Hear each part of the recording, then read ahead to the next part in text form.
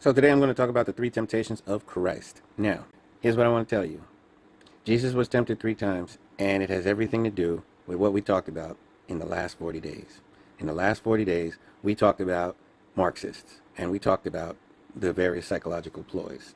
So, one psychological ploy associated with the first temptation: if you are the Son of God, turn the stone to bread. Well, the most powerful takeaway from that is that Lucifer, or the devil, was originally an angel, ministering spirit, or servant. When Jesus gave the parables about the servants who stoned or killed the master's son, he was talking about the angels that undermined Adam and were planning, through the jealousy of the Pharisees and all the systems that led to the crucifixion.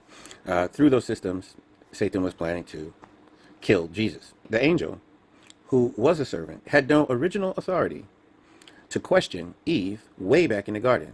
The problem was, Eve didn't have a sense of self yet, enough to say to Lucifer, let's go talk to God, the origin of the commandment, do not eat, right?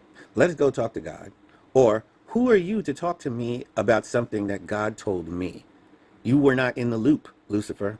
She could have disqualified the very premise of him asking the question, his person, and the topic. He wasn't qualified to ask the question, and the topic was off limits. He was not in the loop about that topic. In like manner, when Jesus was asked, if you're the Son of God, turn the stone to bread, Jesus recognized that that's coming from the wrong person. An angel doesn't have authority to quest proof of sonship. And the topic, sonship, is not the business of a worker or servant. So not only did Jesus recognize that the person is not the qualified person to even ask one way or another or demand proof, but when he said every word that proceeded from the mouth of God, he was actually telling the devil that since he's not God, he doesn't care what he says. Similar to the Marxists saying, since all hardship is because of class disparity, right? That fragment of that sentence is a disqualifier. If you recognize that it's a disqualifier, but if you are not seasoned enough or matured enough to recognize it, what will happen is you will accept the burden of proof after accepting the faulty premise. So Jesus was actually very instructive about overcoming the devil. Marxism is the devil's idea. It is the devil's utopia that the Communist Manifesto is about, the devil's utopia. The second temptation, about throwing himself down from the temple. Jesus himself was the temple, and the building was there to attend Jesus prior to the coming of Jesus, right? So we're all the temple of God. So the temptation, throw yourself down from this temple, because the angels were given charge to protect you. So let's see, nothing's going to happen to you. Why don't you drop from this temple? But that was a temptation to jump from his position above all things. God gave human beings a mandate to rule over all things, including the angels.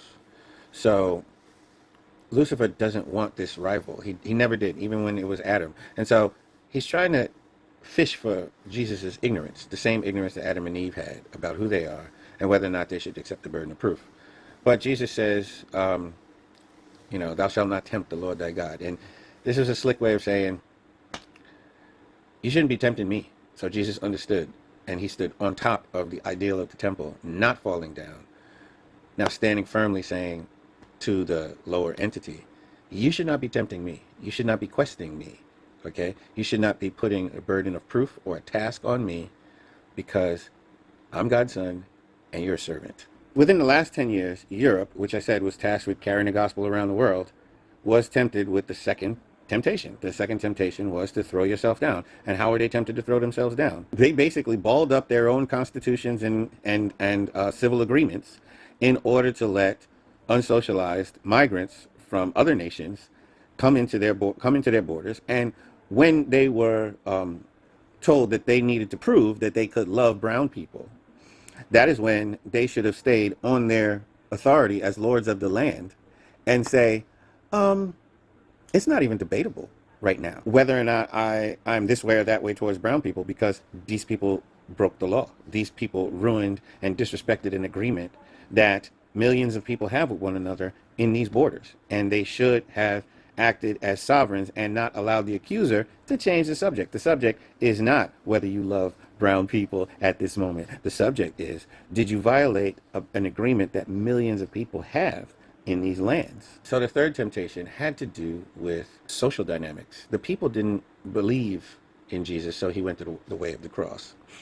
When asked, what is the will of God? He said, the will of God is that you believe in him whom he has sent.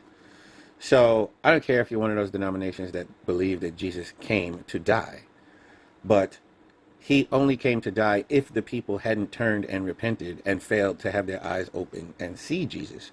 Those people did not see Jesus. God wanted them to see Jesus. God wanted them to, but they did not. Therefore, he went the way of the cross. John the Baptist was working separately from Jesus, and Jesus had no coolness. He had nobody to vouch for him among all the scholars. And John came from a scholar's bloodline, so people respected him. People even asked John if he was the Messiah. They respected him so much. So if John would have stuck with Jesus, but we know John was beheaded, and right before he was beheaded, he sends his disciples to ask, are you really the one who is to come? So even John did not fully receive and fully believe. Most people don't know that because they love to idolize John, but John was vacillating. Anyway, Jesus had a social problem. The people didn't have enough independent thought, and so their thought was dependent upon scholars, which is rectified in the second coming because of Martin Luther. Martin Luther made it cool to read your own Bible and not rely on Pharisees or Nicolaitans. Anyway, the idea that Jesus was at the mercy of the crowd to see if he went the way of glory or the way of suffering meant that he needed somebody to vouch for him. And Lucifer was saying, I'll vouch for you. I'll give you control over all the kingdoms. But you got to vouch for me that you're below me. And so that was the third temptation. And how does this translate to the antidote for Marxism? The problem with Marxist agitation and revolution is that they use young people to create an impression of a new norm. And those young people are not very seasoned thinkers. And the flaws in the Communist Manifesto, they don't seek them out. They're not critical thinkers. And so they create a new cool. And people start to follow because they don't want to be ostracized. So if you're willing to go to the bottom of society or be simple, just family and friends, or maybe even just by yourself with your holy book and your prayer life. But if you have to be with people and you have to bend your spiritual mind for people, then strategists who use fake numbers, what we call astroturf, to create the impression of changing trends and new norms, artificial norms, they're going to get you. So really the spiritual strength to hold on to what Charlie really opened up